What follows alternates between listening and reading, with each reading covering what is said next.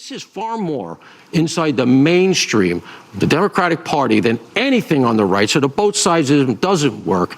And to me, this guy, he's not even human. This guy is an excremental byproduct of a progressive ecosystem that has been countenanced and funded by some of the worst enemies of the American experiment. In some parts of the country, they call him a dingleberry. All right, Jesse, very good. Well, just moments ago, the suspected killer of Charlie Kirk formally charged with aggravated murder and 6 other counts. Now, unfortunately, some on the left continue to cheer the killing. FBI Director Kash Patel and Senator Cory Booker.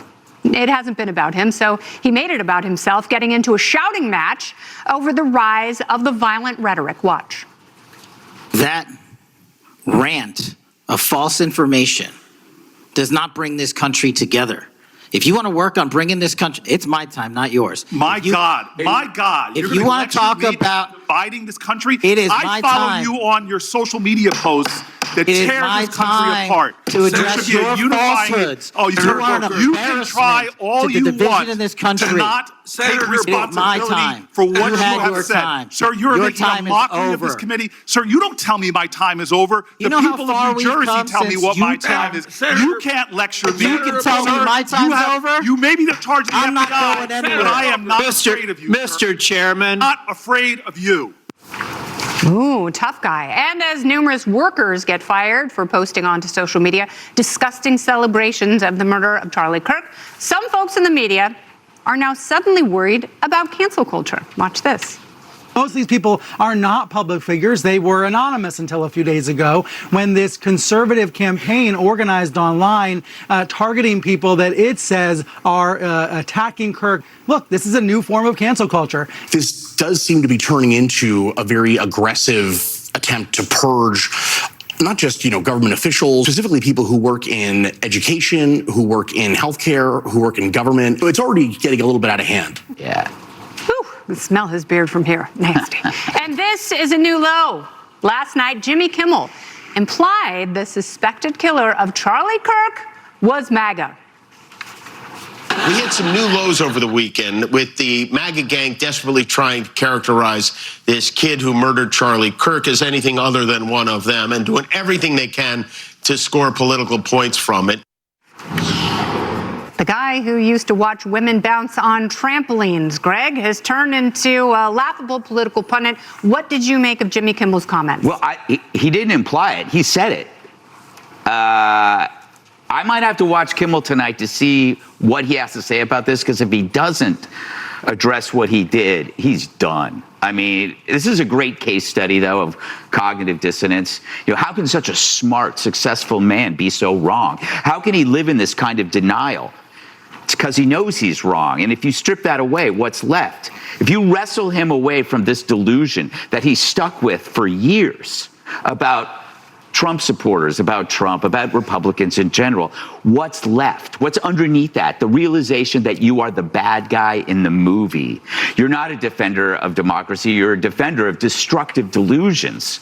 I mean, hate to tell you, buddy, but the guy who shot and killed Charlie Kirk was more likely a fan of yours than he was in MAGA. I think the hardest part is getting people to acknowledge their role in this brainwash.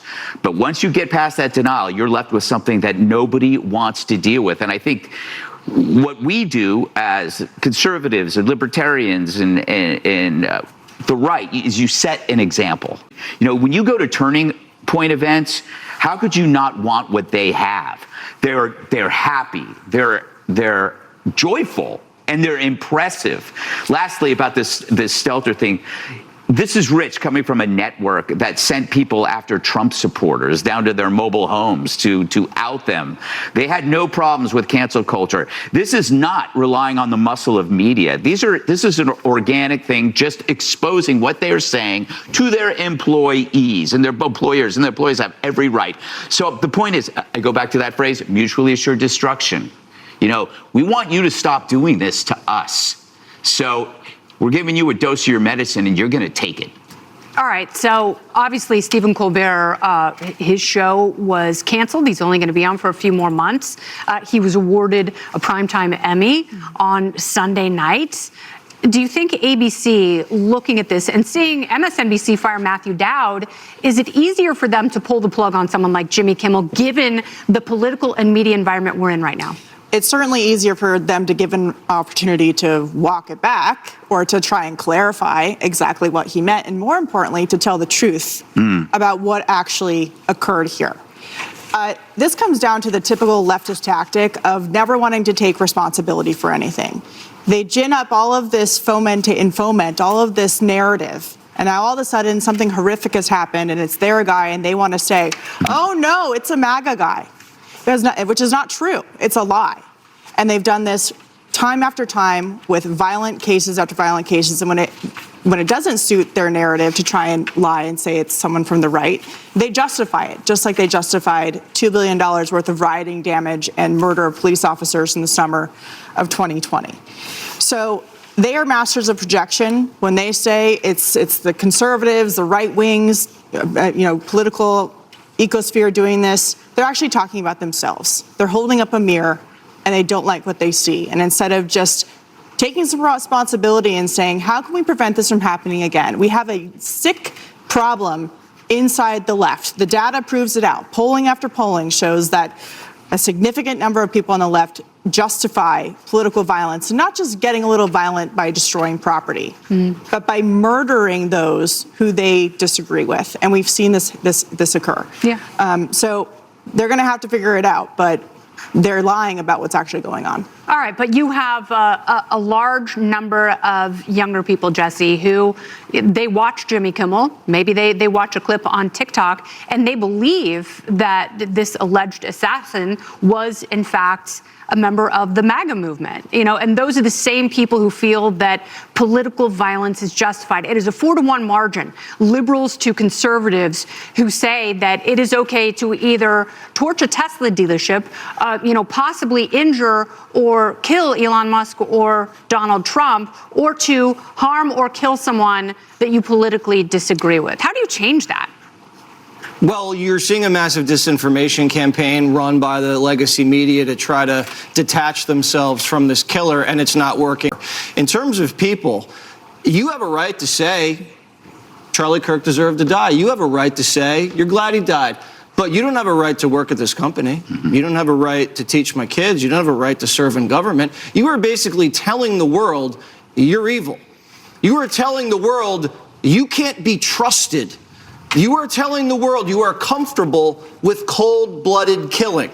Now, do you want someone like that sitting next to you in the office? If CNN had a producer after 9/11 that was going around saying, yep, the chickens have come home to roost, you think he'd last one day at that office? What about Irina, the Ukrainian? Could you say she had it coming? Glad she died. Or, I'm so glad Epstein got a hold of all these girls. Thank goodness. Or, you know what, the Palisades fire, that should have burned more. It's the same thing. And you would never tolerate that kind of lack of humanity with people that you are spending close proximity with. Because who knows what else they're capable of. This is demonic, and they are threats to your physical safety, to your children's physical safety. And so there's nothing wrong with expelling these people from polite society. They should be banished, they should be punished, and they should be sanctioned. Evil must be confronted. Now, the Department of Justice can take action when it comes to Antifa. Where they get the body armor from? Who's paying for all these gas masks that are being shipped in caseloads to these riots in Los Angeles? Ever think of where Ryan Ruth got all that money to get all those computers, phones, and rifles, and how he afforded to fly all across the world to Ukraine, how he afforded to live in Ukraine for all that time? Follow the money. And the left's scared that we're going to follow the money because they're afraid of what we might find.